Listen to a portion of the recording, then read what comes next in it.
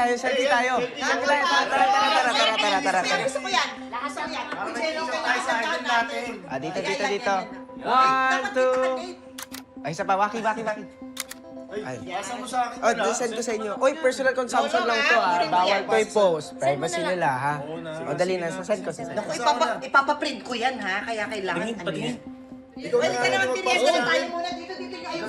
Tara. Halika kayo. May merienda rito. Robot pala ako. O, kain na kayo, ha? Tara. Ito ay masarap to. Ayan. Gutom na ako. Tapos din. Ay. Salamat, Nate, ah.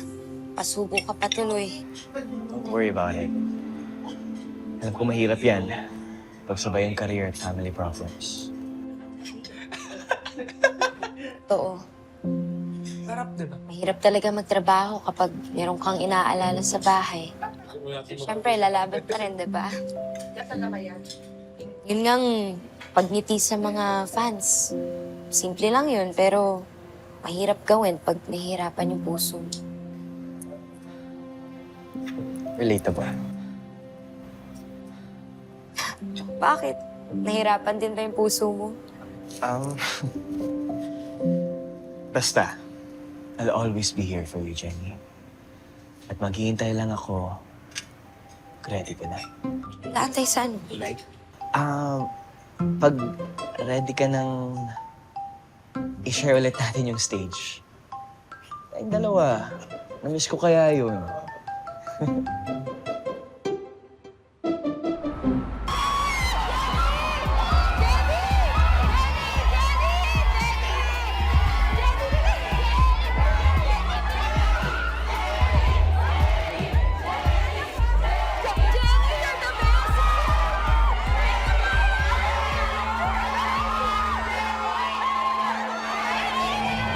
I trust whatever decision you're going to take. Kung sinong pipiliin mo. Ako, ang mami mo, for 20 years. O yung kapatid mo na pwedeng agawin lahat ng meron ka.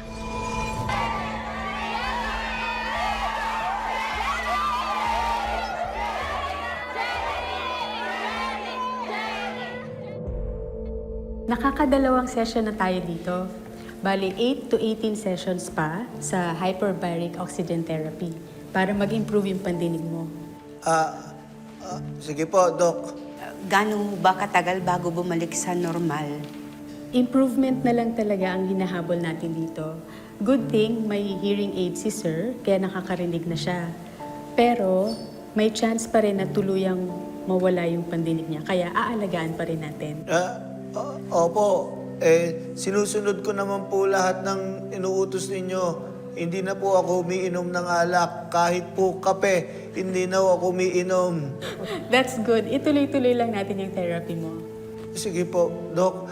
Gawin ho natin ang lahat para mapabilis ho yung paggaling ng pandinig ko. Dapat lang. Dapat gumaling ka talaga. Ang dami-dami pang kakantahin ni Jenny.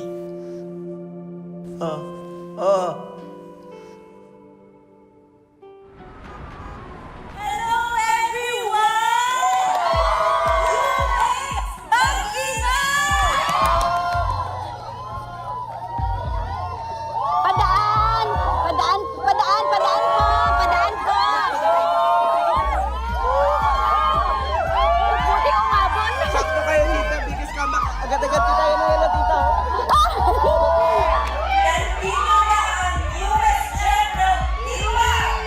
Please welcome Yumi!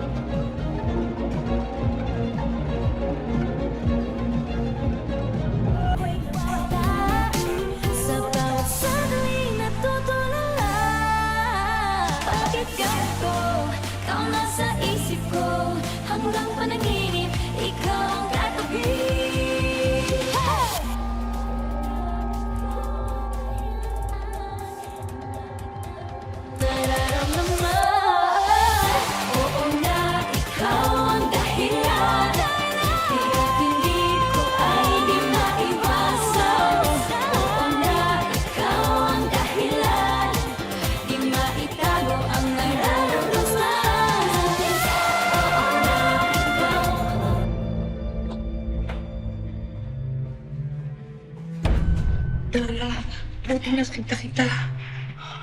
Anong ginagawa mo dito? Ang lakas ang loob mo pa magpakita sa akin. Nang dahil sa'yo, nagkasira kami ni Megan. Dara, nasira rin naman ako. Wala na akong masilungan kasi galit na sa akin yung mga tao. Pero tinanggap mo. Tinanggap ko man o hindi. Ikaw nakaisip nito eh. Sige ka, pag hindi mo ako tinulungan, mapipilitan ako na ipagkalat na ikaw yung dahilan kung bakit ko ginawa yung gulo.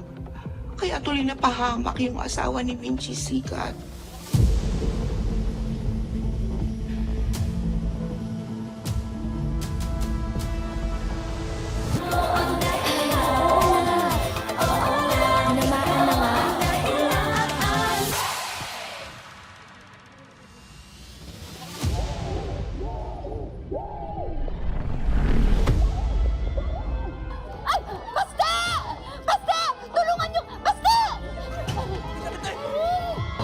Medic, tumawag ka! Tumawag ka! Sino pwede tumulong sa atin?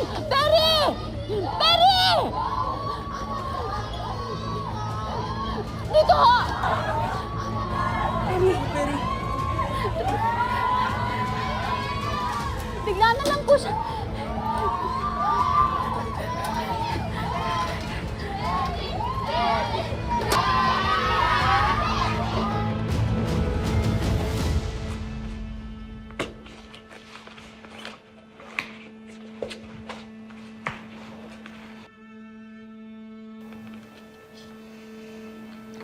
Okay na siguro yan.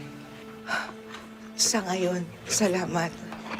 Makakatulong to pag Huwag mo nang sabihin sa akin kung saan ka magtatago. Para kung may magtanong sa akin, wala talaga akong alam. Ang importante, makaalis ka ng bansa. Para hindi ka nila mahanap. At huwag mo na akong kontakin. Sige, sigurado ko sa'yo, wala ka nang maririnig mula sa akin. Basta, Dara, siguraduhin mo lang na magde-deposit ka sa account ko buwan-buwan. What? You're extorting money from me? Hindi naman sa ganun, Dara, pero isipin mo naman, ang gastos kayo magtago sa ibang bansa.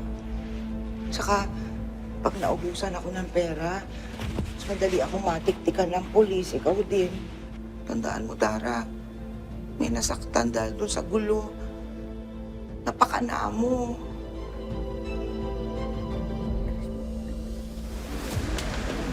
Perry! Sino yun? Sino yun? Sino yun? Bakit? Lalaki ba yun? Very sikat ang pangalan niya, di ba? Tatay ng leader ng Lumi, si Jenny. Huwag mo nang idiin pa. Ang importante, ligtas si Perry. Wala siyang permanent injury. Kaya pwede kalimutan na natin lahat na nangyari nito. At makakaasa ka that I'll be taking care of you. Salamat. Salamat talaga, Dara. Kilala mo naman ako, Dara eh. Ang tagal mo na akong fan. Napaka-loyal ko sa'yo. Promise, walang makakaalam na sino man na may kinalaman ka doon sa nangyari kay Perry.